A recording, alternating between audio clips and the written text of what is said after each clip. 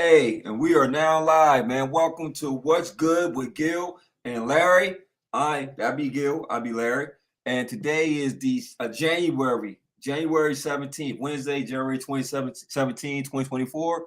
I hope everybody's doing well. I know on our side, on the East Coast, we got snowed out. It's been a crazy week weather-wise, but it's normal. It's winter. We've been kind of blessed the last couple winters not to have a really bad winter. Well, we got hit with some snow. Okay. And I think it went all around the USA, to be honest. There's places I never thought about snow got it. And I ain't your weatherman, but I just want to give y'all an insight. Okay. So dig into these sports, man. Let's get to the main topic, man. Let's get to my disappointment. Let's get to a grim reality.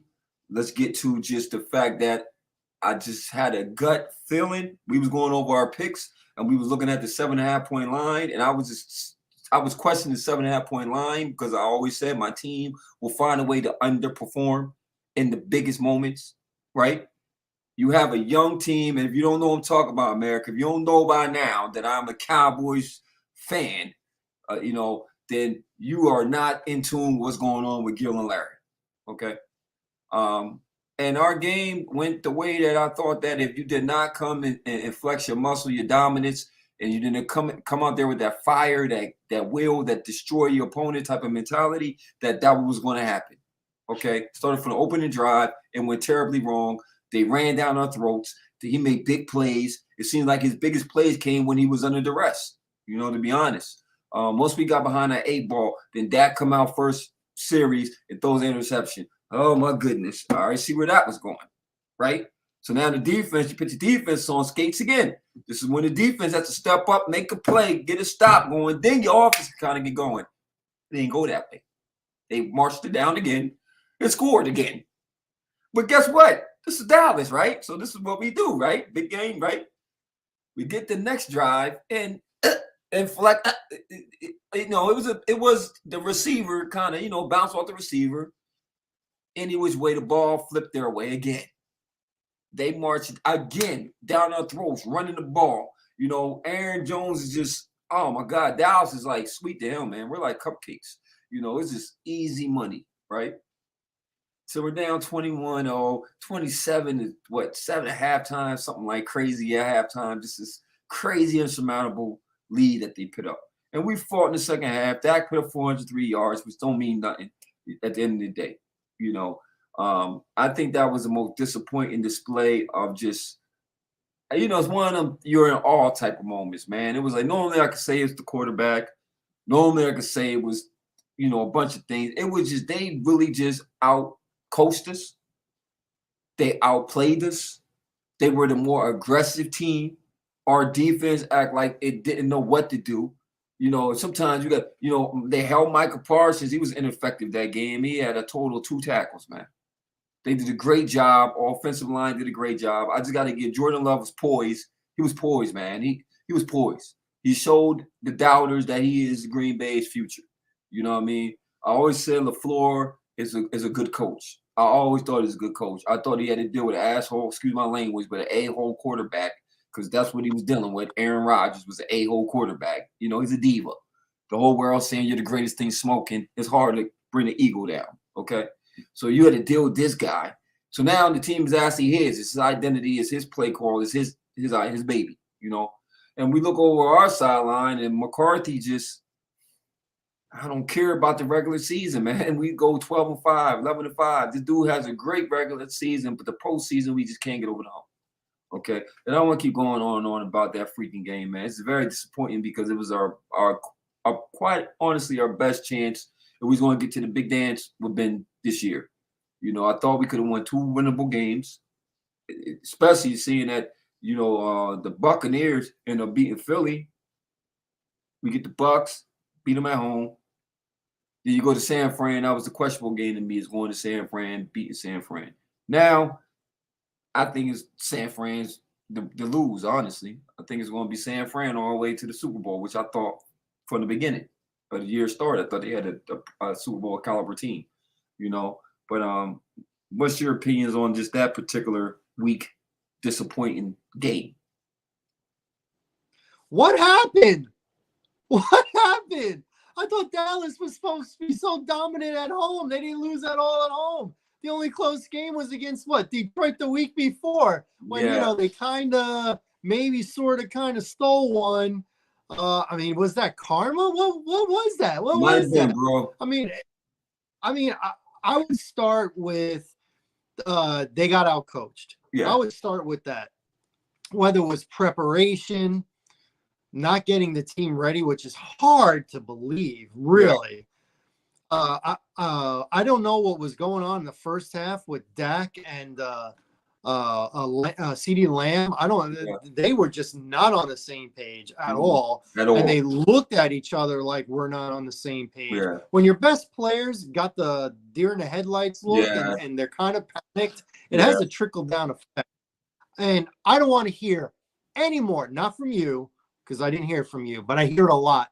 I don't want to hear any more comparisons, Micah Parsons to Lawrence Taylor. Oh, no. That got shut down. Shut it down. Shut it down. Shut it down. Shut it down. Shut it down. Put a lock on that. Take the key and get rid of it. I agree. I don't want to hear that. I agree. Anymore. I agree. Listen, it's not his fault that people are comparing him to the greatest linebacker ever, probably the greatest defensive player ever. Not his fault. However, he talks a lot. Yeah. He goes on social media and he makes excuses. He talks a lot. And if you ain't going to bring it every week and you're going to make excuses, then you're drawing attention to yourself more than just the team. So I don't want to hear any more about Micah Parsons, Lawrence Taylor 2.0. No. No. Next. Okay. Listen, I'll give Dallas credit for one thing. They fought hard in the fourth quarter. Yeah. They fought hard. Yeah. The problem is they didn't fight hard in quarters 1, 2, and 3. That was the problem. They were practically blown out before halftime. Yeah. You knew where this was going to go. Yeah. They started scoring some points in the fourth quarter, but if Green Bay needed to turn it on, they would have turned it on. Yeah. I was convinced of that. Yeah. So it wound up being a very high score. I hope you played the over.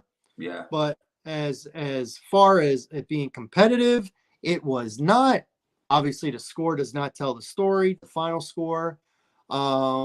Listen, Seattle, think long and hard before you're automatically sliding in Dan Quinn as your next head coach. Think about it, because I think he might have had his worst coaching day. Yeah, for sure. The defense was horrible. Sure. Horrible. They were almost as bad as the next team we're going to talk about in the next. Not as bad, but not almost bad, as bad. but yeah. Almost as bad. They're same company.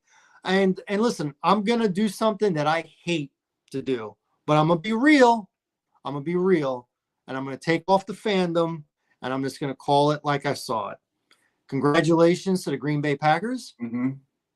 Congratulations to Jordan Love and Matt LaFleur. Indeed. Because it's obvious that LaFleur is a good coach. Yeah. Despite what people were thinking, he is a good coach. Yeah. And once again, Green Bay waited before they elevated their backup to be the starter. Yeah. And listen, I'm not going to say Jordan Love is going to be a Hall of Famer. It's way too early. You're not going to know that after, 3-4 years before you can really make an assumption on that. But what I will say is he's their quarterback. He's their future. He's their right now. And he's pretty darn good already. And it seemed like you said earlier, when Dallas brought the pressure, that's when he really was pinpoint accurate. Yeah. And Green Bay, they got they don't have a true number one like they did with Adams, right? A couple years ago. But they got four really good wide receivers, and they got 2 good tight ends. Indeed. So when you could roll out 6 dudes plus a couple of good running backs, and the quarterback is ascending, you're doing all right. Yeah. You are doing all right. Maybe they address the offensive line a little bit. They go in the draft because they build through the draft. They don't do free agency. They go primarily in the draft on defense, and they can play, man. Yeah. They can play. Listen, I'm not going to give away my pick yet for their next game. But I'm telling you what, Detroit better enjoy this division title because Green Bay is not only coming, they're almost here. So if outside of the offensive line, if you was looking for the draft, what position outside of the offensive line would you be shooting for if you was Green Bay, just to take them to the different level? You can never have enough pass rushers. Yeah, exactly. Indeed. So get another pass rusher. Indeed. You can never have enough guys in the secondary. Indeed. Never. So whether it's a corner or a safety, they got Alexander. Right. He's the guy that did the coin flip I told you about a few weeks ago. Took it upon himself. But he's worth his stock though, because the play he did in that game, he made good play. Yeah, he can play. He's a baller. He's a dog. He runs. He's immature. Yeah, he's immature. But he can play. Savage can play. They can use. You can never have too many corners. Never have too many corners. So pass rusher, corner. Maybe one guy on the offensive line, and that's about it. You're never going to have 5 All-Pros on both sides of the ball. Mm-hmm. You're rarely going to have all-pros in the secondary. I think Legion of Doom came close to it. Yeah. A decade ago. Yeah. But they're pretty close now. Now it's just about experience. But the way that they played, it looked like they don't need no experience. There's 2 guys that played their rear end off that you would have thought, it would have been next level, bright lights. And it was Jordan Love, who the moment was not too big for him, and CJ Stroud, who looked like he was a 5-year vet. Yes. And then once again, like you said, deer in the headlights for Dak Prescott. All I heard from every freaking commentator on the planet was he's matured. He's matured. It's mature. Dak Prescott, the maturation of Dak Prescott. It's one of them things, man. Your kid do good and stuff, and you just over praise him, and then he lets you down because he goes to school and do some dumb stuff that you just. It's like, man, I just gave you the praise. I knew I shouldn't have gave you the daggone praise. That's Dak Prescott to me. You put him up in his pedestal, and you would think, because right now he's considered like kind of that mid-tier seasoned veteran at this point. He's been in the league enough and long enough to be like, if for him and CeeDee Lamb not to be on the same page is ridiculous. In the playoffs, big game, everything's on the line. This has been your Achilles heel every year since you've been playing, is that you can't get past the postseason. You don't play big in big games. You feel what I'm saying? And then you come out here and let Green Bay, a young team. The youngest team in the playoffs, right? And the youngest team in the NFL. And you don't take their heart. You don't snatch their soul. You don't stop their will. You have to stomp their will. You have to let them know that they're not supposed to be in the game with the second seed. That didn't go down like that. I thought they were the second seed, to be honest. They took that game on the road. They traveled with it. They came in our house and they beat us in Jerry's world. And now you leave Jerry with decisions to make, which, as we know now, that he's just, once we get to that portion, he's going to, continue on where we at. But, I think I have said enough about that disappointing display of a game. And it's sad because nobody from the East, now that we could get to the next game, came out the East. We had a representation last year, and this year none of us is getting past first round.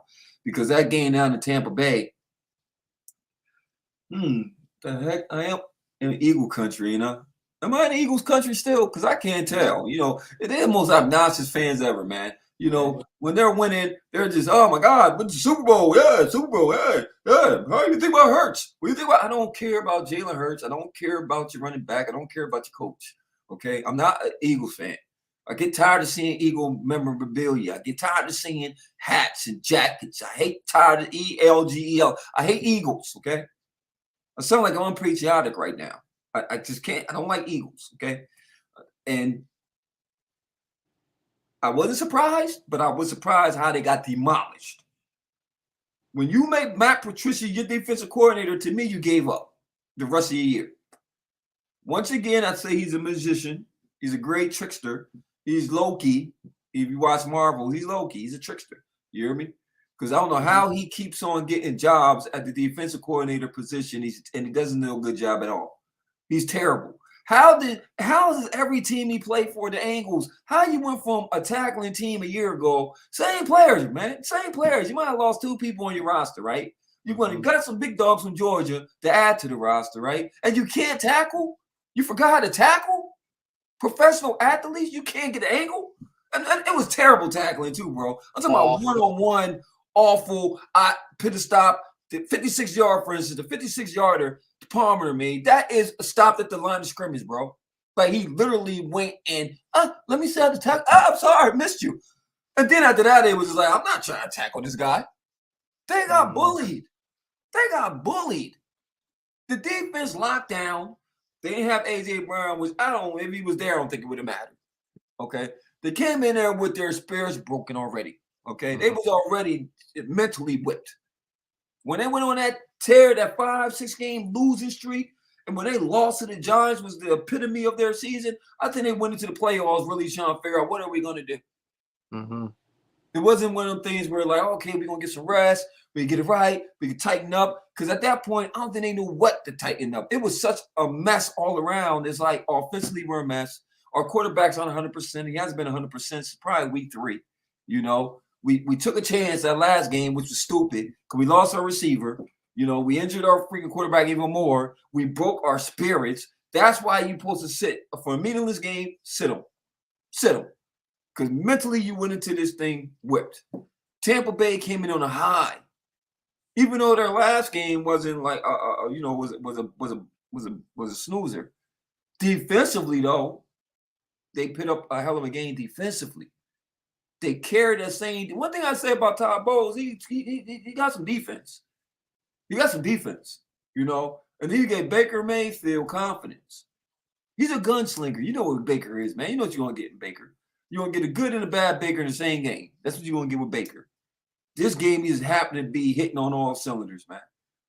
On all cylinders, man. They ran the ball down their throat, the receivers, and I don't think it was really too much of what Tampa Bay did. I just think that the Phillies played a terrible game. Terrible. I don't think you can make any adjustments in that type of game. You know, normally you'd be like, you make some adjustments. I don't think it was none you can make. I don't think Matt Patricia teaches tackling. I don't know what he does. Like, I know he has a pencil in his ear, but what does he do? There you go. There you go, Matt Patricia. Loss. And I was analyzing that Belichick tree, man. It's terrible. It's a terrible tree. Think about it. All these coaches that come with that tree don't last, man. It's bad. You had who the guy down in Miami came from Belichick's tree. He didn't last 2 years, right? He's a defensive coordinator now, and he was a head coach in Miami. Oh man, well, we got like a Spanish last name. Brian Flores. Brian Flores came underneath that Belichick tree. He didn't last 3 years in Miami. Whatever reason, you say racist, I don't know what happened, but whatever. Didn't perform. Him and his quarterback wasn't seeing eye to eye. He didn't last, right? Charlie Weiss went to Notre Dame, did a couple things, but didn't last in college, right? Then he came back. The magic was gone, right? Josh McDaniels went to Denver's terrible. Went to Oakland, didn't make it a whole year. Terrible, right? Mike Vrabel unfortunately got canned in Tennessee. Yes, I think he's a good coach, though. I do, though. I'm not gonna put it on Vrabel. I thought he was gonna go to New England, but they went with Mayo. Gerard Mayo is cool. Who was that guy who used to be the defensive coordinator at the Patriots, and then he became the head coach of Cleveland, and he didn't do well? Oh man, Gilbride. No. Gilbride? No.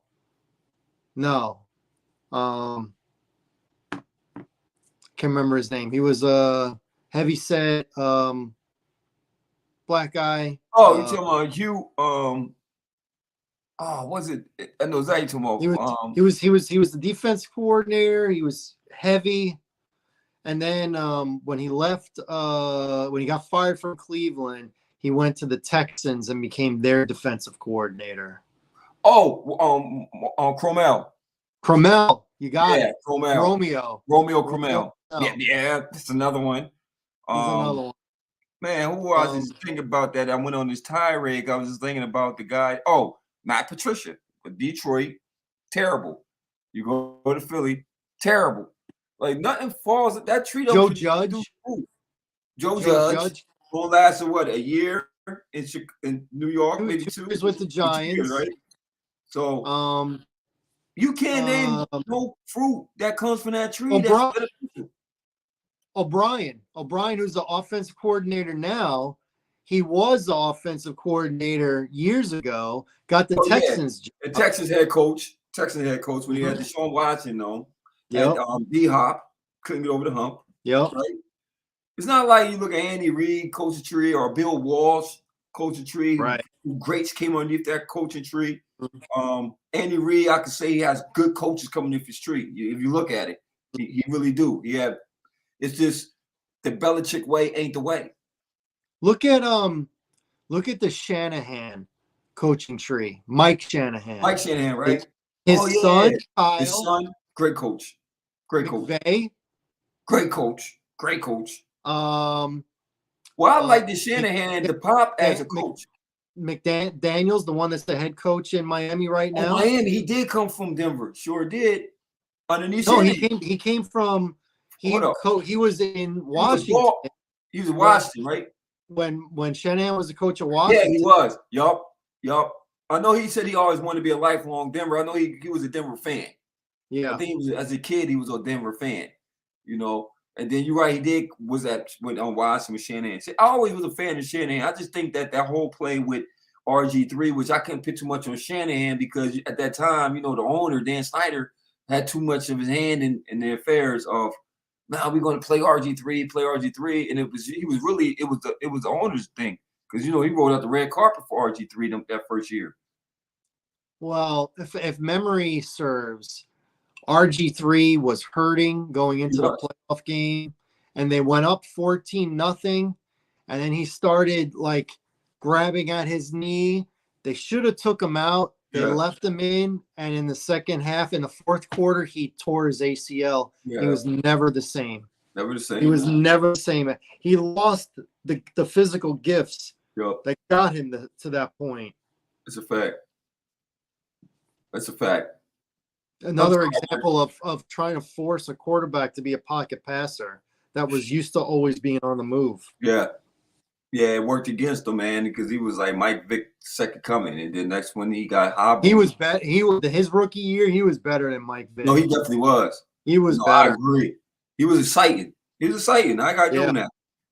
Unlike that team we saw on Monday who wasn't exciting, and that's the Philadelphia Eagles.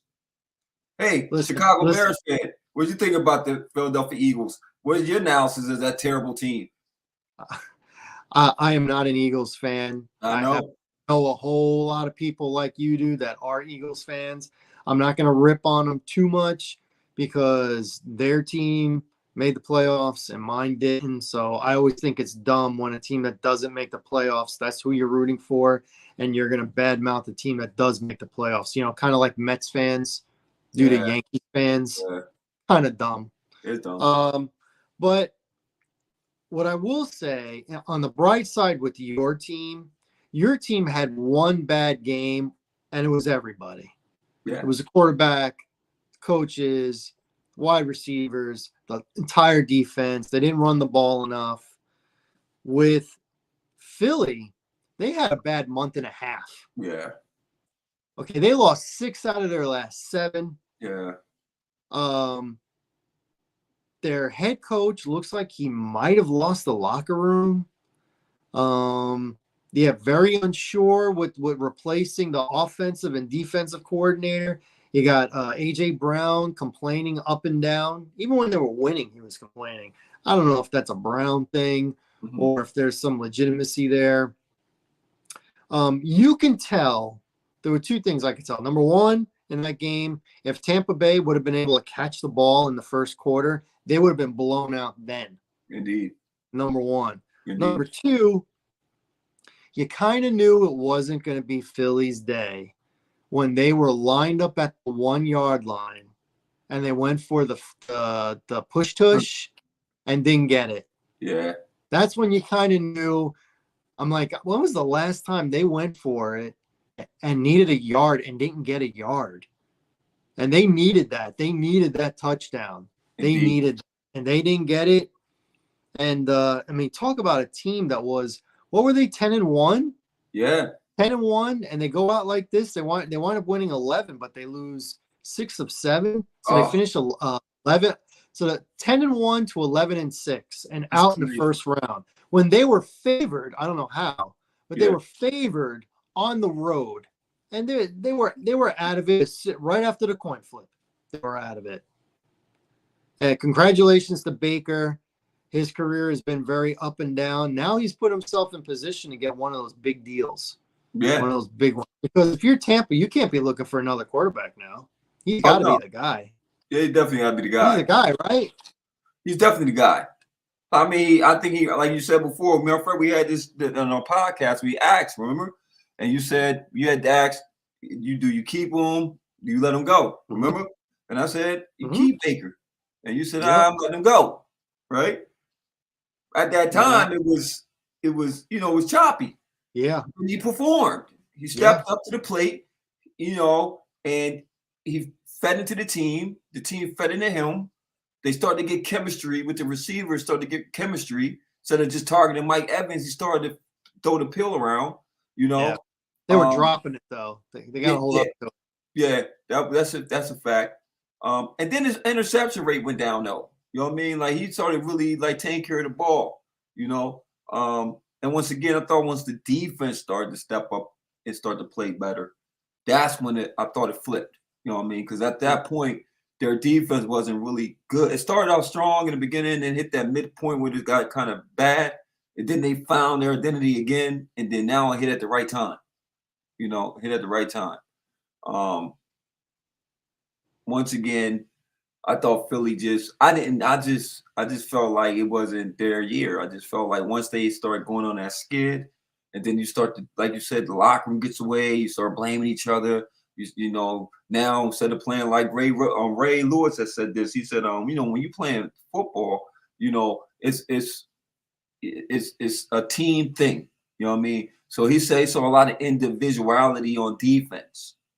It was just a lot of one-on-one play, not playing to have your brothers back, not playing to, kill the gaps. Not, it was just too much one-on-one.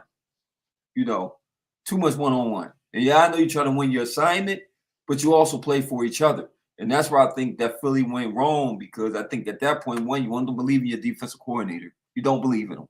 And now you understand why coaching is very significant. Even though these people are athletes, professional athletes, and they're supposed to be professionals, you still need somebody to bring the glue together. You still need somebody to motivate you. You still need somebody that you have a scheme and a scheme that you believe in. So once you don't believe in the coach or what he's throwing out there and it's not translating to the players, this is what you get. Crap. So do Philly keep their defense coordinator? Heck no. If I was you, I'm letting Matt Patricia go, and I'm letting the offensive coordinator go. We're going to rebuild up. We're going to rebuild it up, because both of you people lost the locker room, in my opinion. If you let them go, do you allow Sirianni to bring in the new coaches, or do you have to have Howie do it, Howie Roseman? Because Desai was the one that replaced the two guys in the offseason, and he was the one that made the change and got off of Desai and upgraded Patricia to be the defensive coordinator, which felt very much like a panic move, and it clearly did not work. It was a panic move. I'm going to the guy that built the Super Bowl team. Howie? That was Howie. That's Howie. I agree. I do. I think we try to let Sirianni fill the positions, and it just didn't work. And sometimes you gotta let the GMs do what they do, especially our good ones. Let them do it.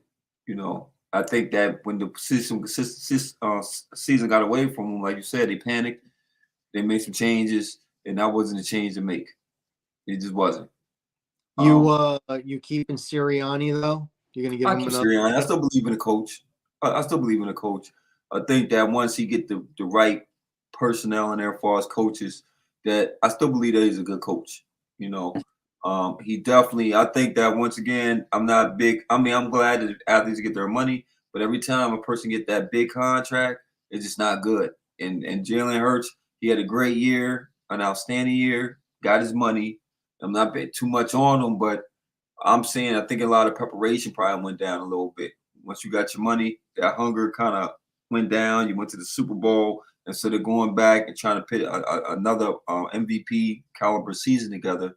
I just think that it wasn't the same Jalen Hurts. And money could have been a factor. Injuries, it could have been a lot of I factors. think it was. I think it was more injury. The thing Yeah, is, when you keep saying "I'm fine, I'm fine, I'm fine," do we take you for your word, or do we let our eyes be the ultimate yeah. test? He didn't look fine. He He didn't didn't find look at fine all. for a large part of the season with the knee. He dislocated his middle finger a couple Yeah, weeks ago on his throwing hand. He didn't look fine. I don't think it's the money, but you have to admit he was one of the top MVP he vote getters was. last year, and this year he took a big step back. Even when they were winning, they Yeah. were barely They was winning. barely winning. It wasn't like Barely. they were dominating teams. I don't think there's no team, probably the only team I've seen they kind of really dominated all year probably was Miami. When Miami came, they dominated Miami. That's the only Mhm. team that I could say that I say, okay, yeah, they look like Philly. Outside that, every game was a nail biter. Mhm. Every game. And we lost to the Jets. That should have been like the omen of what was to come. That's true. That was their only loss for a long Yup. time. They were Yup. 10-1, and that was their loss. That was their loss to People, the people, Jets. they just threw that away. But there might have been something there. Any other game that stood out to you? To me, Um, it was the Rams and the Lions. that was a great That game. that was a That's a great great game. game. That was a great game. That was a great game. Um, I was surprised how Houston destroyed Cleveland. Like I Very didn't surprised. like It I was made it surprised, bro. almost unwatchable. Like it was like if Made any game on the slate that I was going to say that I didn't see happen in that fashion, I thought maybe that I thought it was gonna be a tough game, but I thought that the Flacco, I thought Cleveland was prime, man. I thought they really had a strong defensive unit, and unfortunately, man, Flacco had the worst game he could have had at the wrong time. And now you see it. why you don't. Two pick sixes. Yeah, two pick sixes. That was the game. That was momentum. And like you said, CJ Stroud, man, they was hitting on all cylinders, man. They was running the ball down their throat. And I think once they got back, when they got down so bad, and then Flacco couldn't get him out of it, because now he looks like an old quarterback. Funny how that happened. It looked like he aged that quick in that game. He looked that old. And he went against his young ball. And I just thought, yeah, that of all the games that stood out to me, I knew that Miami, like we talked about, we talking about a Florida team going to play in a frigid, unhumanly frigid condition. It wasn't, man, they look cold. They look cold. Kansas City didn't look cold for some odd reason, but Miami did. You know what I'm saying? Like, them white uniforms felt extra cold, bro. I was looking at them like, man, they look cold. So Yep. I wasn't surprised at that game, nor was I surprised with Buffalo and Pittsburgh, especially when you ain't got TJ Watt, your number one defensive player. Could the outcome be different? I doubt it. You know what I mean? But who knows? Because they're a different team when he's in the lineup. Mm-hmm. Yeah, I mean, outside of, like I said, the Detroit game was just a great game. That was a playoff game that worth watching. Like all the games on the slate, that was the best game, plain and simple. Do you think Detroit got the benefit of the non-whistle late in the game with the contact on what's his name? Akua? On Cooler, I mean, you know house rules, man. Okay. You know it's house rules, man. And then it's a feel good story. It places rock and electrifying, and you don't want to be that guy that kind of end their season or mess up their season because of a They've done it real before. legitimate call. They've done it before. They did it in the Super Bowl last year. I mean, we done got robbed before, man. Dallas when we got robbed with that play in Green Bay. That's So, Brian. yep, that's Brian. Clear catch, and we got robbed. Yeah, but but the But week before you got the benefit of a non-whistle because that was clearly pass interference when you guys played Detroit the week before and they didn't call it late in the game. Clear pass interference, and they didn't call it. So that's why when it didn't go your way the following week, I'm like, well, they got away with one against Detroit the week before, and you did. yeah. And you did. Oh man. So Goes like that sometimes. yeah, I mean, sometimes it's the way the coin flips, man. And then it's a Yep. tight game. So it was a real tight game. At that point, it was a real tight game. It was a great game. Like, Detroit stepped up, man, because I really thought that the Rams, and you called it, you liked it, you called that Detroit game. You like, I mean, I got the points, but you knew they for the winner. You got the winner. Man, the Stafford came back. I must feel kind of funny for him. The autumn years that he put in that franchise, and he couldn't get them over the hump. And here, Jared Goff, who was supposed to be the throwaway quarterback in that deal, I always felt like that situation worked out for Jared Goff. I always felt for Detroit it was a better It situation. worked out for both. Yeah, it really did. It really did. Because you got Stafford did what he did. He went and got his ring. He deserved the ring. Right He away. got his ring. Deserved his ring. That's what you did it for. But then I felt like Jared Goff at times, I know they felt like it was a bum deal for Jared Goff, but I felt like Detroit kind of came up because you got a young quarterback. He was the second pick in the draft, wasn't he? Did he went first or second that year? He went first. He went first, right? Wentz went second. Wentz went second. So you got a number one pick quarterback who wasn't a bad quarterback, by the way. He wasn't a bad quarterback. He wasn't like he's a bust. He wasn't a bust. He took him to a Super Bowl. Yep. You know what I mean? So he was a good quarterback. So I was like, okay, they got a good quarterback. They got a young team they're building around. I know at that time we wasn't seeing what they was doing because we like, Detroit.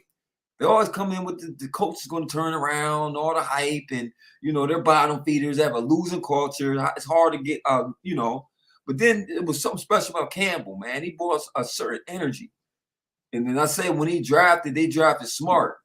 They built the O-line first. The first pick he had in that draft was O-line, and Sewell was the first pick that they got for Detroit was the O-line. So that was smart. And then from there, you start getting skill players. You start getting your defense, and they're still working on the defense, but you start getting some rushers. You start getting some people. Then you got two running backs. You got two adorable running backs. You know what I mean? So once you start seeing all this come together, then when a great offense coordinator, which as we know where he's going to end up getting a head coaching job, we just don't know what team he's going to end up fitting at. And that will be our segue to the next part of our show, which is the coaches. I'm proud. I love to see when teams where you go through some hard years and it's clearly you have to rebuild teams. I love when I see rebuilt teams start to get their shine, start to get their winning culture, because we start to see the come up coming. We've seen it coming, and we've seen the consistency and how they were building and building and building. And for them to win that division, go from an 0-16 team how many years ago, and go through all the stuff they went through, to see them actually starting to get back to the teams that we kind of knew, it's always a good feeling, I felt the same when I saw the Jets start to get their little run, because they were bottom feeders so long. The Jets, remember they had Sanchez. I mean, they had a nice little run with Rexy Ryan and all them boys, man. They really did. Yeah, but if you remember, okay, you got to give Rex Ryan credit, especially those years, because they went to the conference championship game. Yep. But those were not his players. And when those players started to go out and he started bringing in his players, that's when they went in the toilet. Those were, what's his name's players, the coach before Rex. Who was the coach before Rex Ryan?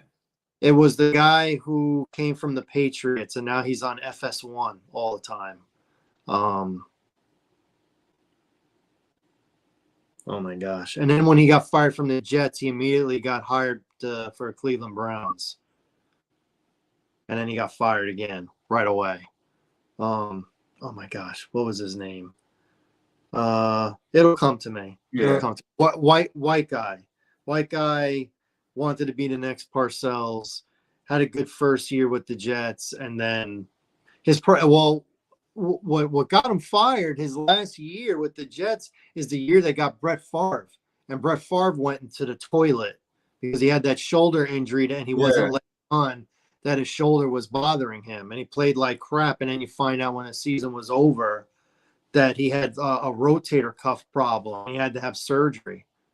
Oh my gosh, what is his name? We're gonna be talking. I'm just gonna blurt it out. Yeah.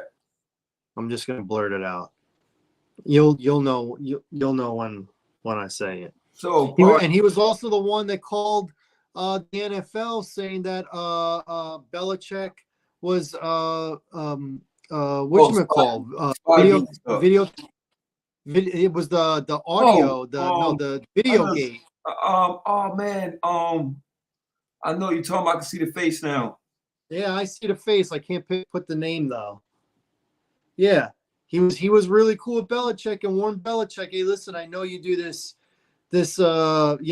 video filming practices. Just don't do it when you're getting ready to play my team. That's all. And he did it, and he got reported. And he got Mangini. Yeah, Eric Mangini. Eric Mangini. Yep. Mangini. There you go. Eric Mangini. I see his face now. I saw his face clear as day. I just couldn't think of the name. That's the guy. He's the one that built up the roster for the Jets. Okay. Yeah. Rex Ryan just took advantage of it. He's the one that drafted Revis, not Rex Ryan. Yep. It was him. Yep. It's just like when what's called went down to Tampa Bay and won that chip when Gruden went down Tampa Bay. He took Dungy's players. Dungy's players, yup.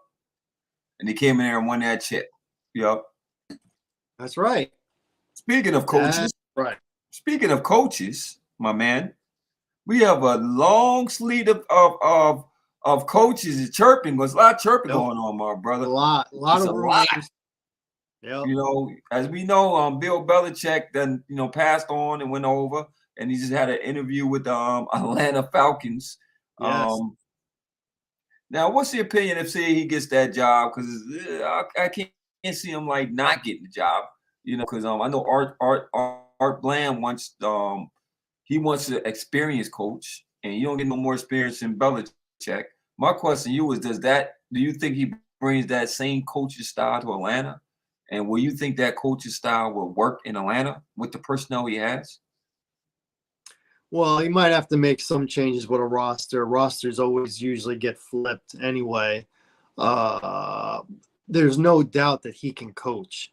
The coaching hasn't left him. It's the picking the players. It's the player personnel. That's where he's leaving something to be desired.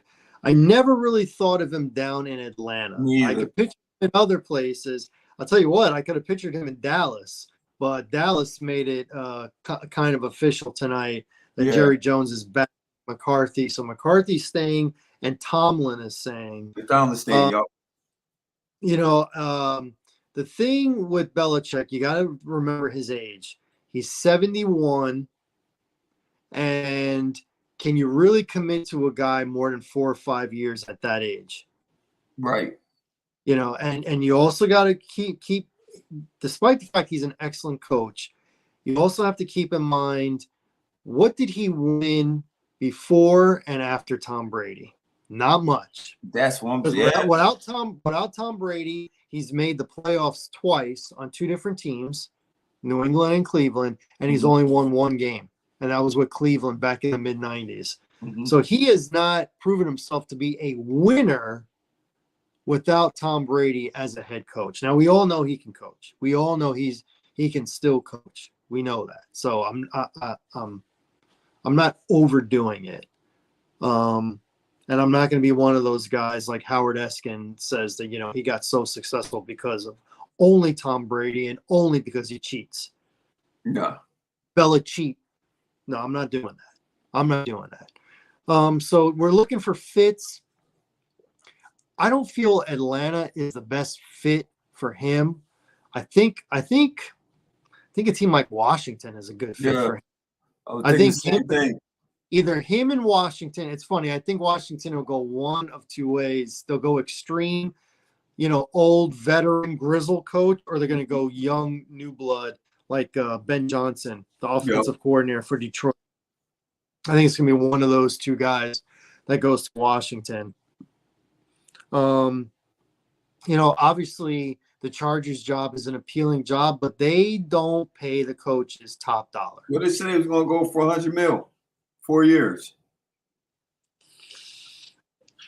Who said that? Who said the Chargers would pay that? Now that's what they said. The rumor was a rumor mill saying that they were looking to, really invest in their coach, and they were going to be looking for $100 million. Some salaries got to be restructured because right now they're over the cap because all these veteran players is getting big money. So Khalil Mack and all them players like both all them boys have to restructure the contract to try to open up some cap room, right? But that's what they're saying that's why I said, wow. So if they're willing to put $100 million up for a coach for 4 years, does Harbaugh bite? We already know that Vegas keeping Antonio Pierce, so that job is going to be off the market. You think you're convinced they're going to keep him? Yeah, I think they're going to keep him. I think they should. Yeah, but I think bad ownership makes bad decisions. So I'm 50-50 on that. I really am. Especially, if the owner thinks a Harbaugh or a Vrabel is available. Well, Vrabel's a good coach. And he's not getting the New England job because Mayo got it the very next day. Mayo got it the next day. I think they already had that lined up. Which, he's a Patriot. He's definitely a Patriot. Now going some new blood. That's going to be interesting. Maybe Belichick saw something in Mayo that made him want to, I'm sure he went off for Belichick's recommendation when it came to that, So maybe something, he's young. He's young. Yeah. He was a good defensive player. So you're definitely getting a football guy, So it's he's young. So we're going to see. We don't know. It's unknown right now. I don't think you get no worse than what Belichick did the last couple of years. So didn't we also say a little while ago that these coaches coming from the Belichick tree are not successful? Nope. This is more than the Belichick tree because he's staying. He coached, played under him. He coached under him, and he's staying, and he's replacing him. Yeah, don't look too swell, right? Only one that we say is a good coach that came with that tree is Mike as Vrabel. You know what I mean? Yeah, and he just got fired. And he just got fired, right? Whereas to his credit, I don't think it's too much of his fault. You know what I mean? Because his roster was terrible, terrible. And then what do you think about Pete Carroll? Because he said he wants to coach again. Once again, we go back to that old coaching thing. Yourself. I think Pete, he has an energy. He's going to bring a different energy. He is a culture builder. I'll give him that. But once again, you're talking about 70+ years old. 72. 72. He's the oldest. He's older than Belichick. Right. So I think to his credit, if he get in a situation that's, where would he go at this point? Tennessee? You got to build a whole roster up? What do you think about Atlanta? He likes what he likes. He's old school. Mm-hmm. He likes running the ball always and defense. He got a running back, and he has a decent defense. So he can build up the defense. What if, because I've been thinking about this. I'm making myself think about the fact that the Bears might draft Caleb Williams #1. Yeah. Okay. It's looking at right. And I personally disagree with my good friend Jim Miller, former quarterback of the Chicago Bears, my good friend, because we talked to each other on X, formerly Twitter, once. My good friend Jim Miller said that he believes in competition and would draft Caleb Williams and not get rid of Justin Fields and let him pull it out. I don't like that. I discussed this before because of the Yeah. locker room. The locker room's going to go with Justin. All the other 52 guys are going to go with Justin. So let's say they go with Caleb. Now, to me, it's easy. The team that you try and move Justin to is Atlanta. He's from that area. They need a quarterback. They love to run the ball. He adds to the running, always. He always has, because of his mobility. That just boosts up the team stats as far as rushing the ball. Bears came in second this year again in rushing the ball because of him. You know, when you got a quarterback that can go rush the ball between 500 and 1,000 yards every year, that's really going to boost up the team stats in rushing. What if, because I'm hearing a little bit of what I got to see it to believe it, but I'm hearing a little bit, what if whoever the next head coach is wants Justin Fields so bad that they are willing to give up the 8th pick in the draft? So the Bears would have number 1, number 8, number 9. I have to take that trade. I have to take that. I'd be very happy if they moved on from Justin and got 2 number 2s. Heck, I'd probably take a 2 and a 3. I'd probably take that. But you're offering me not only a first-round pick, a top 10 pick, back-to-back picks for the Bears. The things that go through your head, man, that's a scenario. I love Justin, but I don't think I can turn that down. I don't think I can turn that down. I really don't. Plus, you're saving money by bringing in Caleb Williams versus giving Justin the 5th-year option and then maybe franchising him and then maybe giving him, big money. I mean, you saw what Homeboy got down with the Giants, $40 million. Yeah, Daniel Justin's Jones going to get more than that. Daniel Jones, Justin's going to get more than that. He don't need to make it to the playoffs or have a winning record to get more than that. He'll be the next guy, and he'll get $40+ million. That's just what's going to happen. So, money does matter. It does matter. You're going to have to pay him eventually, and you don't care paying him. Listen, look how hard it was for the guy in Baltimore. Look at him coming off of a MVP a couple years ago. Going to win an MVP this year, and look at how Baltimore was very. Hey, you can go out there and try and shop yourself, and then come back to us. Even they didn't want to do the big contract, and he's kind of a proven winner. Still question marks in the playoffs, but a proven winner. It's a fact. Justin doesn't have the resume that Deshaun Jackson does, yet he's going to get paid almost as much. Yeah. In a few years. So do you want to pick up that bill? Because once you do that, you can't help out the rest of the roster like you could previous. And you're already not making the playoffs. That's no good. No good. No bueno. So no bueno. So I've thought about this, and if Atlanta were to get either Jim Harbaugh or Pete Carroll, I think Pete Carroll would be a pretty good fit. And they were willing to give up that 8th pick in the first round. I think I got to take that.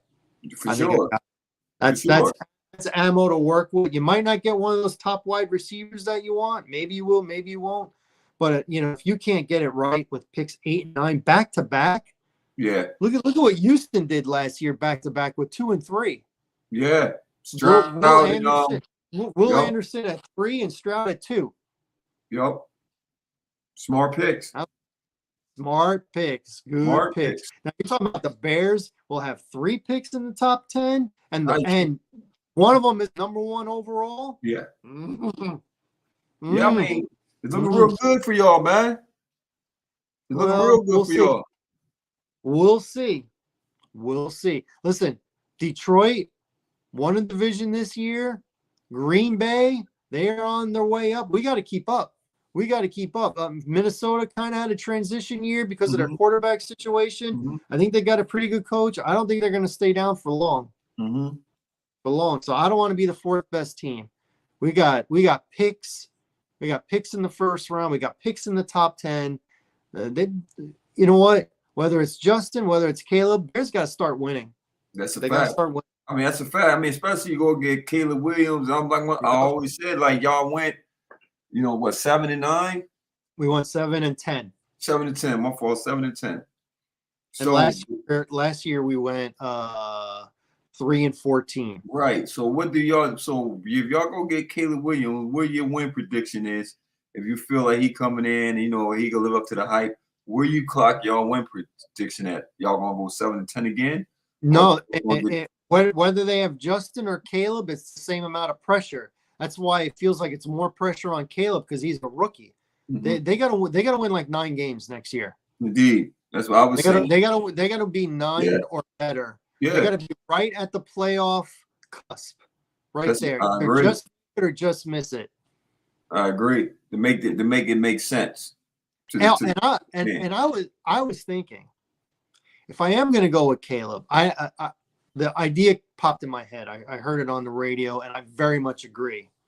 What do you think if the Bears do get Caleb Williams, pie in the sky, they do trade Justin Fields for the 8th overall pick? That is pie in the sky. Could happen. What if the Bears brought in Cliff Kingsbury as their offensive coordinator? He has a relationship with Caleb at USC. Yeah. Right? He can install an offense that Caleb is familiar with. Yeah. And he knows the NFL because he was a head coach in the NFL for a few years. I agree. Recently. I mean, to me, I don't know. That is pretty good. Yeah. You're looking for OC, so yeah. Yeah, I agree. That's what people be like, oh, he got fired. Everybody's getting fired now. Bill Belichick just got fired. Yeah, everybody gets fired, man. Everybody know being a coach is the hardest job that ever. Yeah, it's hard. Come on, man. I mean, Sirianni was just in the Super Bowl last year. Now he's on the hot seat. Now he's on the hot seat, right? You got owners that want results. Yeah. They don't care about the season being great. Like, that's what you're dealing with. So it was not easy for a coach to have a tenure. You feel me? Like, think about it. The ones that have been at their teams for a long time is mostly because they done built winners, like Andy Reid in Kansas City. I want winners. Yeah, I want winners. That's the bottom line. Unless you get a dumb owner like Tepper, who don't even give you a chance to build a culture because you're firing everybody before they even get something going. There's a lot of bad coaches, but yeah, I got to say Tepper's probably number one right now. Yeah, he definitely is. Number definitely one. Is. Definitely. I thought you couldn't do worse than Dan Snyder, but that's not true. You put me wrong. That's not true. And moving on, man. I want to go before we get to these picks, right? I just want to bring up something I felt was very unnerving, disgusting, disrespectful, and just plain out, man. This is what I goes when definitely classless, and then it's like this goes back to once again when the media paints you as a villain, and they paint you as a villain because for every hero you got to have a villain. Unfortunately, I'm talking about Krause, man. They did it wrong, man. For the Ring of Honors, man, you gotta think. Without him making the calls and bringing the players in to build a championship, you don't have no 6 champions. You just don't. Okay? Like you said, like we always say, Michael Jordan always get all the, like you said, the players play. Yeah, but it still takes a GM to bring the pieces together. That's how you got the Golden State Warriors to have a dynasty. That's how you got LA Lakers to have a dynasty. That's how you Boston Celtics go have a dynasty. When you look at all the great franchises that have dynasties, you got to go back to the GMs who pick the players. Coaches coach, GM pick players. Okay? So for the Chicago fans out there, for that man's wife, because he's dead. So for his wife to be disrespected, her husband being booed for being put in the Ring of Honors for Chicago Bulls. How do you get the chips without him? They're synonymous. But yet, and I'm going with this, right? Because it makes me upset, man. I'm a huge Michael Jordan fan, bro. Me too. I think he's definitely on my list of the GOAT. Okay? We always got the talk between LeBron and Michael, right? One thing that I always tell you, as far as a person, I mess with LeBron. I mess with LeBron as a person. You know, for him to come into this league with as much hype, scrutiny, and to live up to it and not exceed it is just remarkable for this guy, right? And I look at Michael Jordan, man. Michael Jordan has always been about Michael Jordan. Here you are so freaking important. You're Michael Jordan, Mr. Billionaire. And I knew this was gonna happen. I just knew it. I knew it. Oh, I'm so bummed that I couldn't be there for y'all so I could get my ring and be honored. Man, come on, man. Come on, man. You feeling yourself that much? You're that freaking busy. You're that freaking important that you can't you can't humble yourself enough just to come in there where all the people's going to scream your praises once more for you to be inducted into their Hall of Fame, the Ring of Honor. Ring of Honor. The Ring of Honor. I'm sorry, Ring of Honor.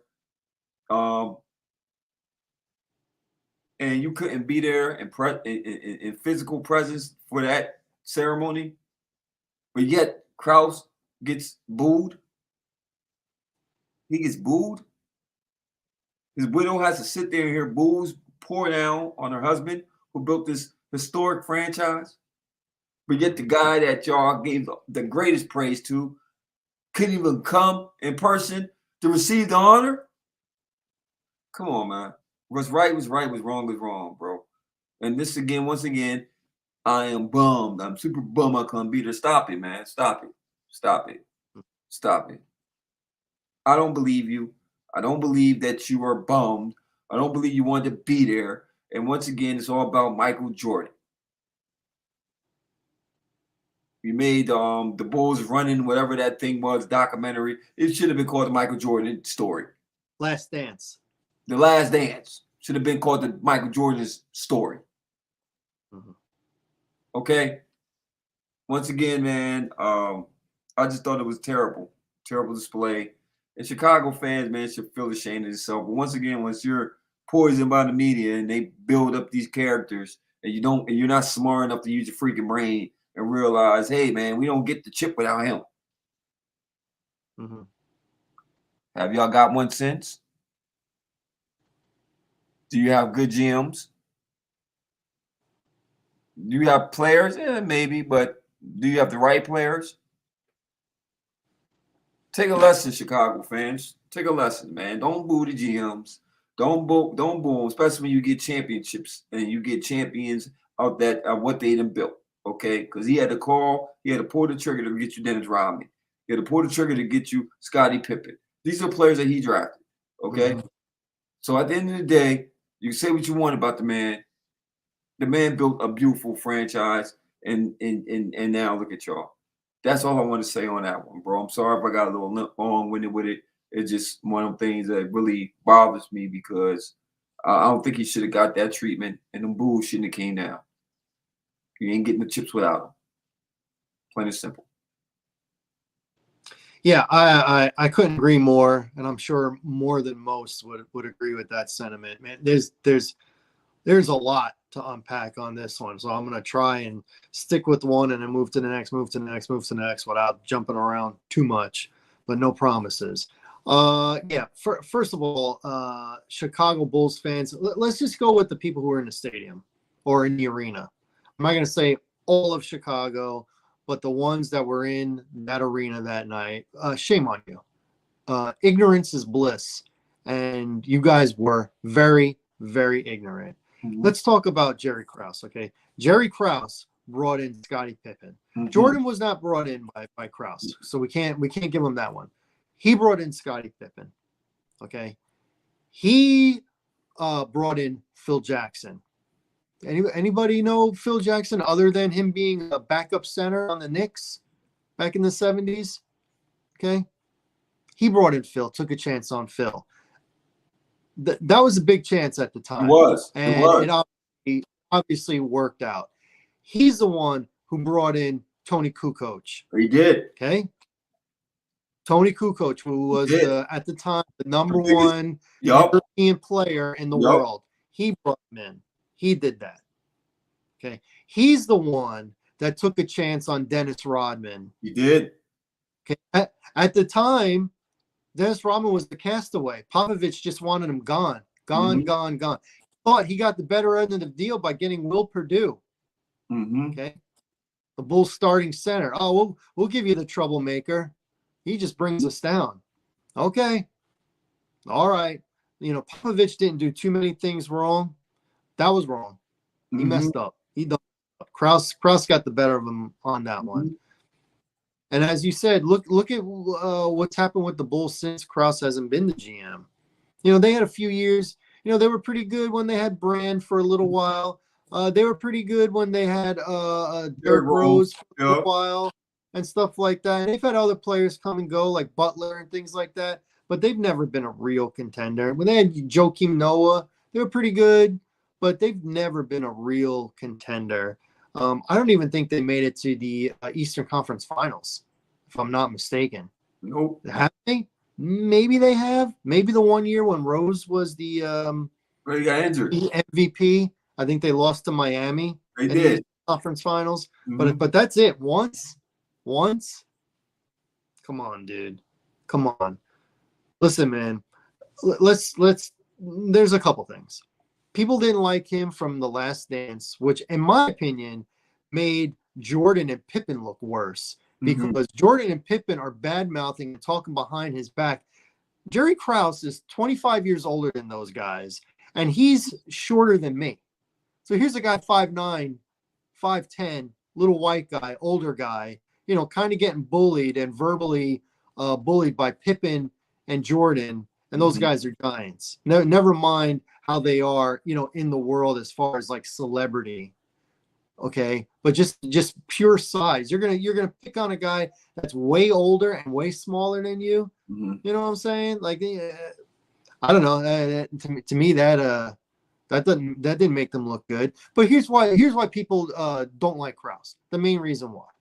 He said going into that last year of The Last Dance, when they were going for their 6th title, he said they could go 82-0. I'm breaking it up. Phil Jackson will not be the head coach next year at the time.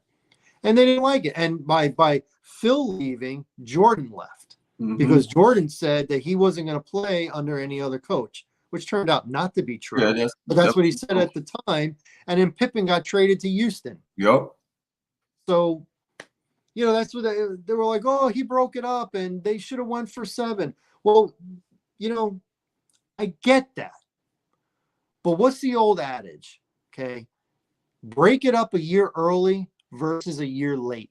You're right. And that's what he did. That's what he did. Hindsight, yeah, Jordan said in The Last Dance, I would have rather have gone 6-1 than 6-0 because I hate not knowing that's if we could have got that 7th championship. That always bothers me.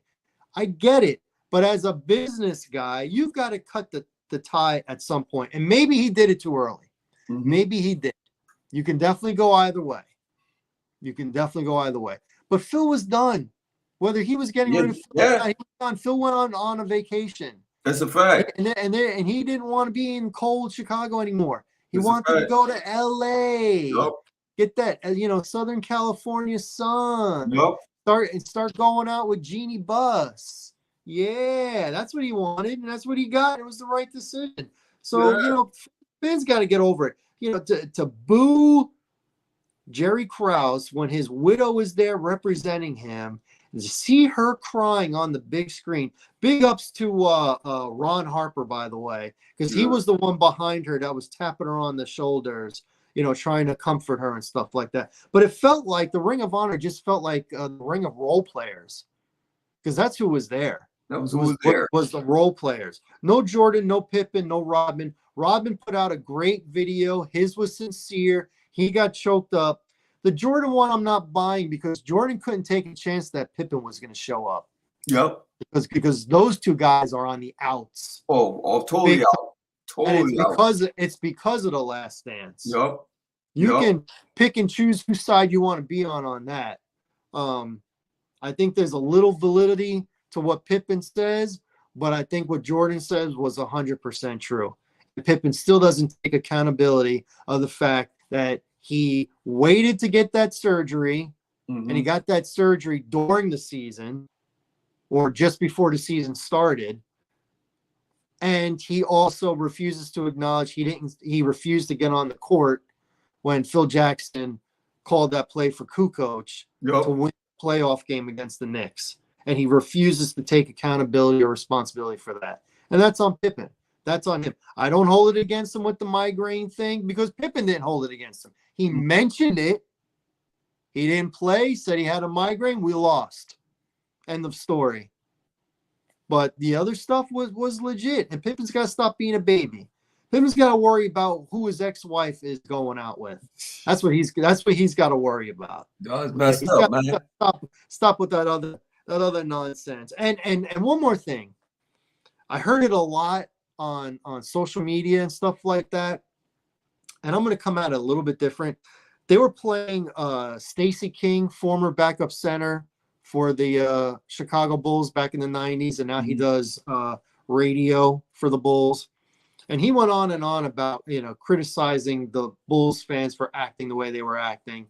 That's all fine and good until I think he stepped over the line. He said, we're Chicago. They do that in New York. They act like that in Philly. We're Chicago. We don't act like that. Listen, that's false. Listen. You can say New York, tough fans, unreasonable fans. Same thing with Philly. But I don't recall New York fans or Philly fans booing people getting into the Ring of Honor for whatever team it is. Never. Chicago did that. So Chicago should own it. Okay, Philadelphia owns the fact that they threw snowballs at Santa. Indeed. That's their thing. They own it. They don't deny it. Don't start pointing a finger. Oh, we're just acting like these other big markets. No. You did that. Indeed. Stacy, Chicago did that. Don't bring up. Don't have this East Coast bias because when you're from like the Midwest and stuff like that, you kind of feel like you're self-conscious because of New York, Philly, Washington, D.C., things like that. Hey, man, you're Chicago. You're Chicago. That's how Chicago acted.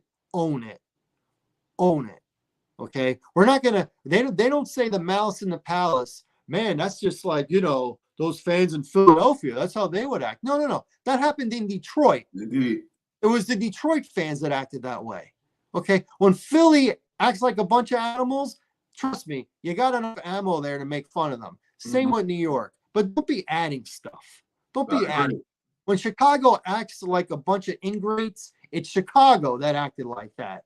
Not Philadelphia, not New York, not anybody else.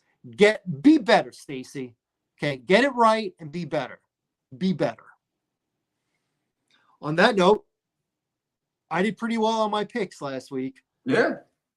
Are you ready for the divisional round? Man, divisional round. Let's go. Okay. We went from Super Wild Card. Yes, sir. Divisional round. This is considered the best weekend in football. Indeed.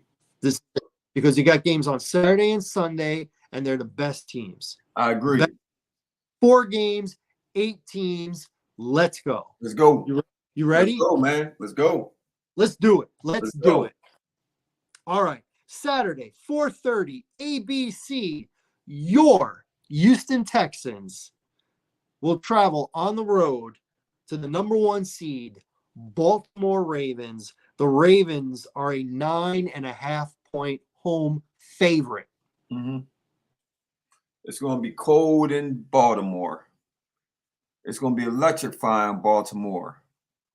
It's going to be a great game in Baltimore. But guess what, bro? I like the Texans for the points. Because we know. Who do you like for the win? I'm going to stick with Baltimore for the win. But I think it's going to be closer than what people think it's going to be. Because once again, as we know, Lamar Jackson's Achilles heels effect, he doesn't perform in the playoffs. So once again, they had the best record in the postseason. Regular season. So now we're at the postseason, and every time they kind of come out in this when they're supposed to dominate, they just have one of them letdown games. We've seen it happen before. Tennessee, same team that came from that same division, came up there and they played, And Tannehill and the boys look good, I believe. Tannehill was the quarterback then, wasn't he? with When Derrick Henry yeah, ran all over, when Derrick yeah, Henry ran all over him and everything. Yeah. So Tannehill. Yep. I just think that Houston's confident. I think their quarterback is confident. You got to think they played each other the first week, and C.J. Stroud was not the quarterback he is now, but he was. He just got more comfortable because yes, that was a good game then. It's just that they weren't clicking as they are now. You know what I mean? Because they're totally bought in that that's their quarterback. They're playing with confidence. They have a good coach. They really do.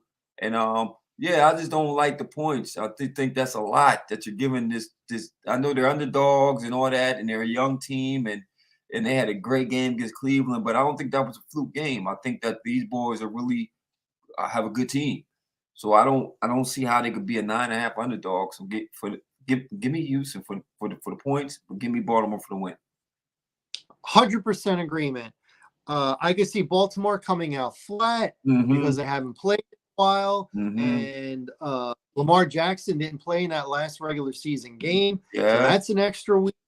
Nobody's got more pressure on him than Lamar Jackson. Nobody. He's going to get the He's got a losing record in the playoffs. This is their best shot to win a Super Bowl. He's got to at least win 2 games. At least. He doesn't have to win the Super Bowl, but he's probably got to get there. Definitely has to win this game.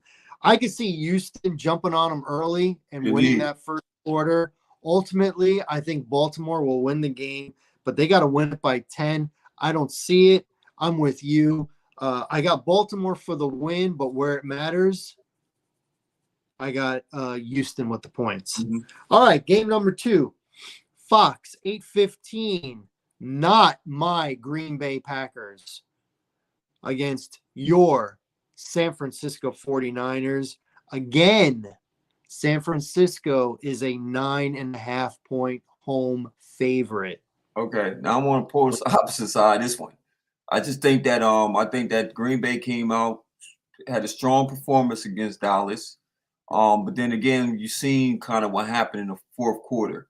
And this was going to be the defining game for me is the fact that the defense is the weak point, you know. And I just think that San Fran's a different animal at home. Plain and simple. They're a different animal at home. It's a very hard place to go in and win. Purdy's playing like he made an all pro. You know, he's all pro. They got so many weapons they're gonna throw at you. Christian McCaffrey is really that guy. And I don't see them, especially about the fact that Dallas had a letdown game, and they showed that this is a team you cannot take for granted. I think it's going to make San Fran even more focused. So I just see a long day for Jordan Love, especially with that defense. So I like the points for San Fran. I think it's going to be a blowout. It's going to show you what a number 1 seed does to a team that barely makes the playoffs. So I like San Fran to cover and really blow them out. We are in disagreement on this let's go.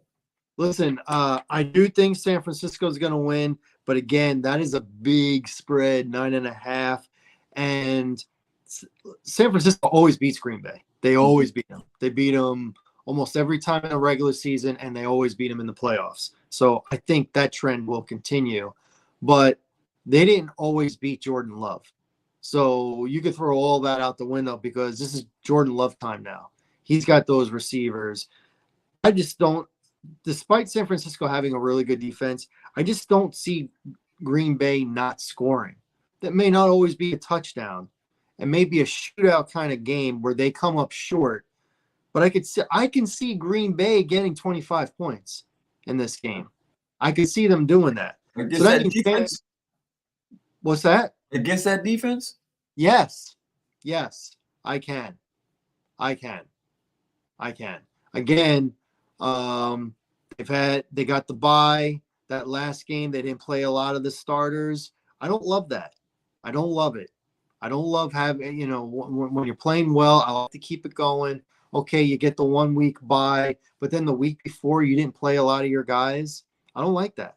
I don't like, and we've seen a good team come into San Francisco and whoop them that no one expected, and that was the Ravens. The Ravens are a good team, but a lot of people didn't see them coming in there and doing that. Yeah, but the Ravens was a whole different animal, in my opinion. This is my opinion. I think it's a whole different animal. I You think the know, Ravens are better than Green Bay, but I think Green yeah. Bay, I think they can score. I just think they're at a point now where they can score. They can just score. They can Like you said, score. I think about the time when, and then once again, it's not it's Jordan Love, a whole different quarterback. But I remember when Aaron Rodgers went in there, man, got destroyed like Hmm. bad. It was like 38. It was bad. They got beat by more than 24 points. So They always beat Aaron yeah, Rodgers. yeah, Always. In Green Bay, in San Francisco, they always beat him. Always. But Aaron Rodgers ain't there. This is a yeah. Jordan Love show. It's Jordan Aaron Love. Rodgers is holding the New York Jets hostage right now. By Yeah, the holding them hostage. They can't, all these coaches that are out there, they can't get a new head coach. They can't get a new offensive coordinator. And let's be clear. Let's give Green Bay and Gutekunst credit. They made the right decision. They won the divorce. Okay. New England with Belichick and Tom Brady won the divorce mm-hmm. because he won right away. Mm-hmm. And Belichick really had very little success after in New England when Brady left. Tom Brady won a divorce. Right now, Green Bay won a divorce. Aaron Rodgers is out for the year after 4 plays. Yeah, Jets are picking 10th in the draft. They were supposed to compete for the AFC, and they're picking 10th in the draft. mm-hmm. And because Aaron says he's coming back next year, they can't get a new head coach or a new offensive coordinator. What are they going to do at backup quarterback? Are they going to bring in Zach again? We have to see this horse and pony show again? Again? That's crazy. No, he's holding them hostage. He wants what he wants, and they're giving it to him. And in the meantime, Green Bay just keeps winning. Yeah, Now they're in the second round of the playoffs. They beat Detroit in Detroit on Thanksgiving. That was the eye opener. Okay. Then they win last week at Dallas when Dallas was undefeated. You're telling me that they can't lose in a shootout to San Francisco? I'm not saying they're going to win, but be in it for throughout 10 the and a whole half, game. for I 10 think points, I think they're going to score. for I 10 think they're going to points, score. man. Until my putting them board for 10, I just think that they'll cover that 10. It's 9.5. Then I think they're going to have to score 35 to cover it. They're going to have to score 35. I actually think that offense is that explosive and that defense is that bad. So I think that actually they can put up 35. I won't be surprised to put a 42 on them. All right, well, someone's going to be right. And you know, matter of fact, I see a 42, maybe 24, 25 score. I think they will put up 25. I just think that they're going to put 42. I keep on my guns with that one, man. I like San Fran. We'll be talking about next week. Ride or die. We should. Ride or die. That's what we doing, brother. Let's go. All right. Sunday, 3 p.m. NBC. Mm-hmm. Your Tampa Bay Buccaneers with your quarterback, Baker Mayfield, against my Detroit Lions. Mm-hmm. The Lions are a 6.5-point home favorite. I don't like. I'll go first on this one. I'll go first. Go ahead, shoot. I'm picking Detroit. They're going to cover. They're going to win by 7. Tampa Bay had a nice little story, but Detroit's got a great story, and it's not over yet. It's not over yet. They're going to win again, and they're going to win in a more dominant fashion this week than they did last week against the Rams. Give me Detroit by at least 7 over the Tampa Bay Buccaneers. And boom, boom, down 7. They got to beat the defense. They can bring pressure. Aaron Rodgers, boom, boom, 7. You got to remember something. I'm actually going to agree with you. I actually like Detroit. I think they'll cover that spread. I believe in the pen. Like you said, I think I think you're going to get the other side. Excuse me. I think you're going to get the other side of Baker. You know, you can't get caught up in you know, you get a good Baker. This will be the week you get a bad Baker. You know what I mean? So I actually like Goff. I think Goff is a poised quarterback. I think Tampa Bay defense is playing lights out though, man. So it's a hard one for me. It's not an easy pick, but I'm gonna stick by Detroit because I think Detroit will probably cover. Yeah. What's the AFC NFC? Yeah, because I got the net. Yeah, okay. Yeah, I'm gonna stick with Detroit. Yep. Okay, so we're in agreement. You got to remember Tampa Bay Florida team. Now they're playing in the dome, fast Yeah, track, that's right. big time explosive offense. And Tampa Bay in dominating Philadelphia, you got to remember early on in that game, they're going up and down on the field, but they're only getting field goals. They're only getting field goals. That's true. If they have good drives against Detroit and they only get field goals, they're going to get cooked. Well, this is also the second time they played each other this year. You remember Detroit went down, beat Tampa Bay in Tampa Bay. So And now now, you now got this one's in Detroit. Yeah, it's different animal. You couldn't hold them then. So I doubt it's going to change now. So yeah, and like you said, I think the Detroit played their hardest game up to this point last week, because I just thought the matchup was an even matchup. Yeah, it It was was. an even matchup. I don't think it's even this round. You know what I mean? I don't. Once again, we're getting fooled because of the Eagles. The Eagles are really that bad. So I'm darn sure ain't going crazy. They're that bad. So I'm not going to get fooled and say, oh man, 32-9. Yeah, you played a bum team, a bad team. Detroit's actually a good team. No, sir. I'm not ain't gonna no banana tailpipe for this one. I got you, brother. On to the next one. All right. Well, the next one is the biggie. The biggie. The next one is the one where you make sure you plan your whole day around. Yes, sir. This is the one. This is it. This is Battle of the Kings. This is the one. Battle of the Monsters. Yeah. Godzilla versus King Kong. Let's go. Let's go. Let's go. This will be the first time in Patrick Mahomes' career that he will play a playoff game on the road. Indeed. As of 6:30 p.m. You can catch this game on CBS and or Paramount Plus. You choose. Your Kansas City Chiefs will be on the road against my Buffalo Bills, my preseason pick to go to the Super Bowl, the team that was left for dead, but they have risen. These two teams played each other often. Every year, Buffalo beats Kansas City in the regular season, but Kansas City every year, up until last year because they didn't play each other, Kansas City beats Buffalo.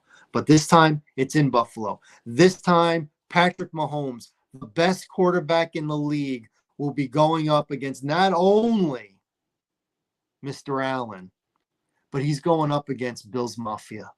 Okay. Bills Mafia is coming. Okay. They're bringing the weather. They're bringing the snowballs. Okay. They're bringing the tables. Okay. They're bringing the tables like Devon and the Dudley boys. Get the tables. They're going to do it in the parking lot. They're going to do it on the field. The Buffalo Bills are a 2.5-point favorite, which basically means this game is a pick 'em. But I am riding the wave that is the Buffalo Bills. I think this is the time they beat Kansas City because it's in Buffalo. I expect a high-scoring game, much drama, take the over. But ultimately, if I pick Buffalo to win, I got to pick them by these points. So I think Buffalo wins and covers the 2.5. They will find a way to win by at least 3. I'm expecting a great game. 2 future Hall of Fame quarterbacks playing like Hall of Famers.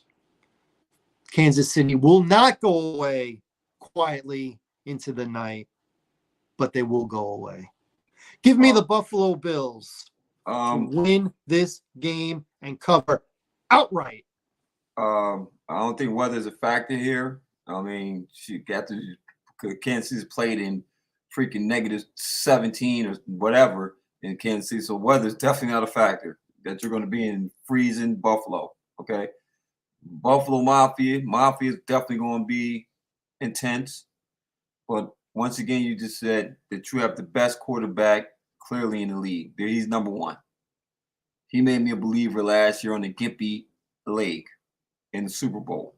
What kind of quarterback you got? And no Tyreek Hill. and no Tyreek Hill, and still won. Okay, this guy is ice water. He is the Iceman, confessing all the murders. Sorry, Mary. Oh, You know I know. that. I know who Yeah, you're talking Richard about. Kalinsky. Yeah, that guy. Yes, Yeah, he he's that did. guy. He was dropping off a bunch of those bodies in the neighborhood that I grew up with in Jersey. Yeah. See, like he knows about them. Yeah, that's what Pat Mahomes going to do. Drop some bodies off That's a good up in reference. Buffalo. Yes, sir. That's a good one. He's not just a killer. He's the Iceman. He's the Iceman. He's definitely the Iceman. He's a killer. He's a killer, man. He's a straight killer. That defense is not as bad. It's not a bad defense, especially with Jones. He got his money. He earned his money for not for the held out. He deserves his money. You know what I mean? I just think that, man, once again, when a team got your number, it got your number. And I'm sorry. This is the year I want to believe Buffalo. This is a year I want to believe they're going to the Super Bowl. This is the year I believe that the Josh Allen's are finally going to get over the hump. That they're finally going to get in that Super Bowl and finally go get them a W. But I'm not going against that man, Mr. 15, man. I'm not.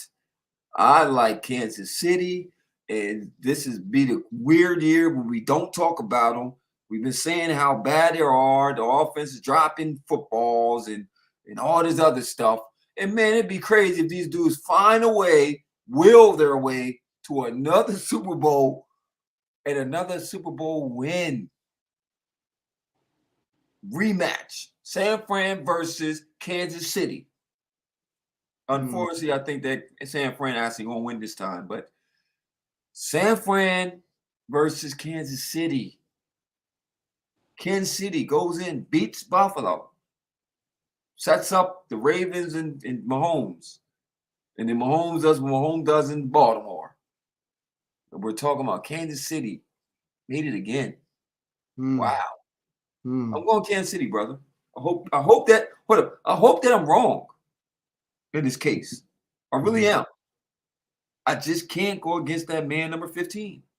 Josh Allen got to prove to me that he is that guy. He has to prove to me. So he has to, unfortunately, he has to throw for whatever he's going to throw for and rush for what he's going to rush for. He's a leading rusher. Not good. Not good. Well, I mean, I can't disagree. Kansas City, their defense is better this year than it was last year. Their offense isn't as good, but the defense is better. And I feel the defense travels. And I feel, honestly, Gil, I feel as if Josh Allen and them boys don't come out throwing late, which I don't see them not doing it. I really don't. I think the offense is going to get going. Like I'm with you. I think it's going to be just a shootout, last man standing.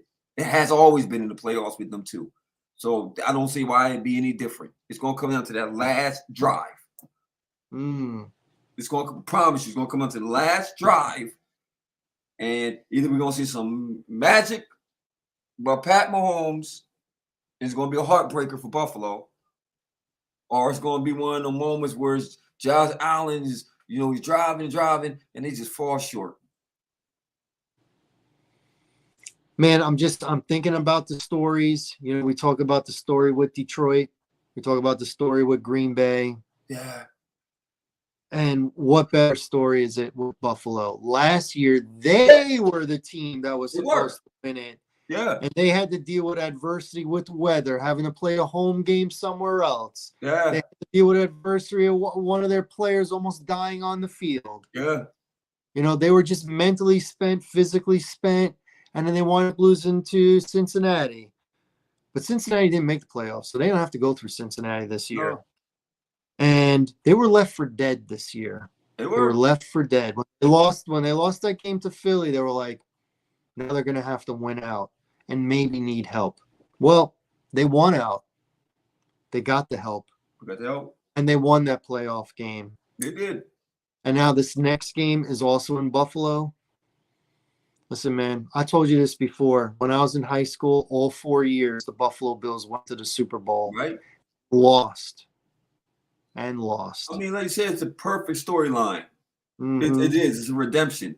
It's for all them great Buffalo teams that should have won. Unfortunately, the kicker missed the damn field goal. Yeah. In the first. Mhm. I mean, I'm like I said before, it's one of them picks, bro, that I hope I'm wrong. I really hope that Josh Allen is just that stud and he gets his team because he's going to have to will him to a win. Or maybe it might be the running back. It might be one of them games where we got fooled by the running back. Like Dalvin Cook could go. I mean, Jason, wherever his name is, could go off. You know, the cook. Who knows? You know, Diggs has been quiet. Maybe Diggs lights him up. You know, Maybe. I just know that I can't sleep on that guy, Shepard, Kelsey, Mahomes. You know, You need more than oh Kelsey to catch Rice. the ball. You got the You guy need more than Rice. Kelsey. You got the boy Rice. You got Yeah. the running back. He's okay. You got Hilaire. Pacheco. They got some weapons, man. And who knows? It could be Tony who drops everything, happens to have a big game. Like it's just too many variables. And then you got Andy Reid, who is a HOF coach, straight up. Mhm. Straight up. And I don't 100. think McDermott, and I think that Andy Reid can outcoach McDermott. I agree. I think he can too. He already has. But I've seen Buffalo beat Kansas City in the regular season more than once, They have. more than twice. They So have. they know they can do it. They know they They can. know they can. But now this is the biggest one. The biggest one. This is the biggest one. So, and Let's go. they've never had a. This one is in Buffalo. Bills. This is what Mafia. you did it for. This is what you did it for, right? This is what you did it for. Right? You This wanted is what home you set it up for. field. You wanted home field last year for this game. For this game. You wanted home field to play Kansas There you City go. in Buffalo There and you let go. Kansas City know what's up when it comes to Bills Mafia. Yes, sir. It came a year later, but here it is. Here we go. Here it is. What done you gonna do? What you gonna do? What you gonna do? When Buffalo puts his hands on you, brother. We're on the same page. All right. Before we go, I have a sports question that Okay. is out there. It is not anything that we have talked about ever. And you and I have talked quite a bit of sports, Okay. quite a bit on the podcast, not on the podcast, a lot. But we've never talked about this. And I've had this discussion with other people years ago. And I'm going to tell you right now, nobody agreed with me. Nobody. Okay. So you and I agree on a lot of things. So I'm very curious. I'm going to guess before I ask. I'm not going to say that you're not going to agree with me, but when I ask you this question, you're not going to give the answer that I would give. Okay. Fair enough? That's fair. Okay. So here we go. I'm sure you and I, we can talk about it. I'm sure you and I agree when it comes to team sports, the number one position that we can probably think of, I don't know about obscure sports, but the main ones, is quarterback. Indeed. Am I right? Indeed. Quarterback, number one position in team sport. Indeed. Got to get that right. Trickle down effect. Right. He's the guy who touches the ball on every play. Right. Okay. Now, here's the question. Okay. Team sport. Who is number 2? Team sport? Mm-hmm.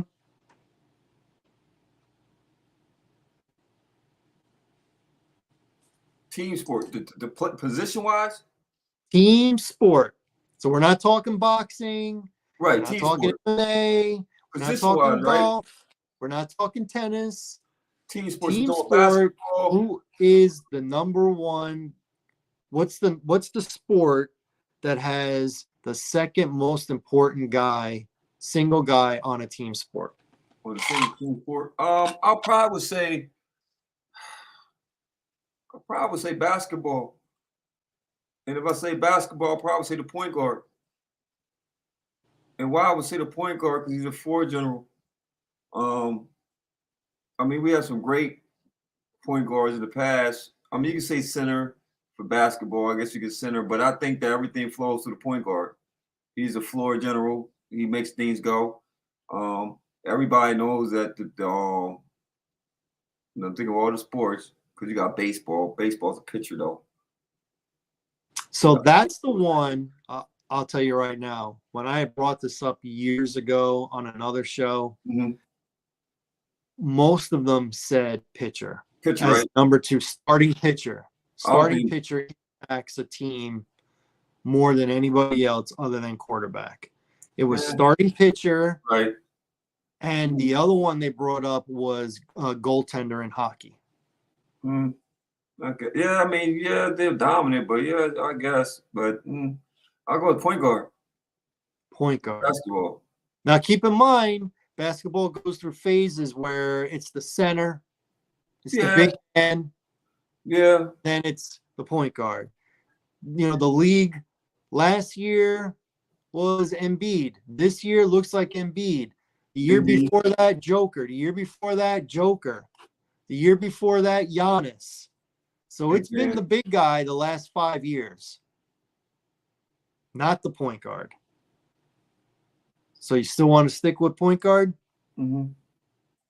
Yeah, I do. Okay, well, it's your answer. I'm not saying you're wrong. Yeah. What I will say is it's not my answer, and nobody ever guesses my answer for this.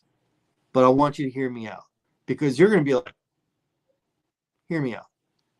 My number 2 most important position in a team sport is race car driver. Okay. Race car driver. Now they're like, wait, team sport, blah, blah. No, it's a team sport. Team sport. You got the owner. No, I agree. You got the crew chief. You got the body fabricator. Yeah. You got the engine builders. Yeah. You got the mechanics. You got the pit crew. But none of that matters if you don't have the driver. I agree. Driver, to me. Because you got to keep in mind that it is a team. It's a team. It is a team. It's a team. It's a team. Anybody thinking any team is You can't just put any old person behind the wheel. No, you can't. You can't. And then once again, you need a good pit crew. You need a good pit crew, a fast pit crew. You need somebody to be able to dictate, because you're always communicating with your crew leader. You know what I mean? You need mechanics that can assess a problem and fix a problem within minutes. Yeah. And then once again, you need a great driver to navigate. You need to have the right engine builder. Yeah. Put those engines together so when they are getting all those RPMs for 3 hours nonstop, that they don't explode. You need those body fabricators so they can pass inspection pre and post race, get all the aerodynamics, everything. Not a warp, not a wiggle, not a dent, not a scratch. To start that race, the crew chief is basically the head coach. He's the guy sitting on top. And what do we always say? The best franchises are run by the best owners. That's a fact. Hendrick, Childress, Gibbs. People forget what Joe Gibbs is doing now. Okay. He's got a few championships under his, in his back pocket. And I ain't talking about him coaching at Washington. Yeah, I'm talking about race car driving. Race car driving, yep. That's my number 2. Oh man, you know what? I can't argue with that one. That's that's a good point. I didn't, that definitely. Man, I wasn't even thinking that route. You know what I mean? But I still stick with my point guards. But you know what I mean? But at the end of the day, like you said, basketball do go through phases. It do. But always a big component about that point guard really like. Because if you think about it, even the big man got fast as a point guard in him. He's especially nowadays, these big men, they're facilitators. Victor. Yeah, Victor. Yeah. What? He's amazing. For a team that stinks and loses almost every game, he's must-watch TV. He is must-watch TV. He's must-watch TV. He is. And he's got a highlight. He is. And he's not the and then look, mind you, we only talk about much of but we talk about Detroit because Detroit just seems just terrible. You know what I mean? But this guy, they're practically the same record. But we just don't put them in the same light as each other for some odd reason, right? We don't talk about that Popovich, maybe he lost his coaching edge. We don't talk about none of that stuff. Why? Because Victor is like, we see where this could go. Yeah. And once again, he's not the traditional 5. He's not. He's not even a 4. He's not a 4. He has to play it because of his size, but he's not. Indeed. But he's not. He's a small forward. He's all day long, small forward all day long. He posts on the outside. You very rarely see him post in center as a natural center. He can hit the 3. He can handle the rock. You know, he catches you when he's flashing. You know what I mean? Like a 3, like a slash. You know, I catch you, kickbacks, stuff like that. But as far as I'm posting you, that ain't his game. Yeah. Picks, rolling. You know, and he's not rolling to the basket. He's rolling out for the pop. You know what I'm saying? So that's point guard-ish material to me. Good eye, could dish the ball. You know, so once again, I think it has the essence of that, because I think once you learn the game, if you know, we play basketball. Once you learn the game, you learn when you were small. So the skill set, you just got taller, but the skill set that you learned when you was because you never knew you was going to be a 7-footer. You didn't know you was going to be 6'11". You ain't know you was going to be 6'10". So you always thought you might only max out to be 6'2", 6'3". So you said, I'm going to be a point guard. That's how you learned the game. You got tall, and you never lost the point guard skill set. You just got tall with it. That's why I say a lot of that point guard still in a lot of the players, unless you just was a big guy like Zion, who came out just a big kid, big fat kid, ended up getting big. You know, they got leaps because he never was ever a point guard. He's a bruiser. He's a Charles Barkley type. He's a, you know, always been that guy. He always been big, wide body kid. So that's how Charles Barkley played. Maybe if Zion went a long career, he'll learn how to do what Charles Barkley did, get a 3-pointer. Don't see it happening, but I don't know why I don't see it happening, because they're going to give him all this money. Why would I work on that? I'm going to have freaking $500 million before I'm done. And I don't even have to play a whole season. Why would I work on a 3-pointer? For what? I could blow why would I stay in shape? Why would I stay in shape? For what? Why would I? Make $200 million. Whatever, dude. Whatever. He showed me when he could have came back at the end of last year and chose not to. Yes, sir. When he was medically cleared and said, "Nah." That showed me all I needed to know. So I'm a Victor. Gil, I love Victor because he loves the game. Yes. He wants to get better. He wants to, and he's one of the players, I think, once he get his money, it don't matter. I think he really wants to be one of the legendary great ones. He's going to put the work in to be the great one. He's going to be the face of this league. Watch what I tell you. And the Zions, once again, I'm not a big thing about people hyping people up who haven't earned it. You haven't earned it. Right. You have not earned it. You have not earned that. He got his extension injured. How do you get an extension injured? How do you give this man an extension injured? Are you serious? They gave him max money. He ain't play a whole season. They want to lock him up. He's talking about wanting to play for the Knicks and all this other stuff. Man, let him go. Bye. And I'm a Knicks fan. I don't want him. Scared. For what? You ain't durable. Scared little kittens. Scared little kids. I'll keep letting the players dictate the future. Oh, I'm a James Harden. I'm going to sit out. I want to go to L.A.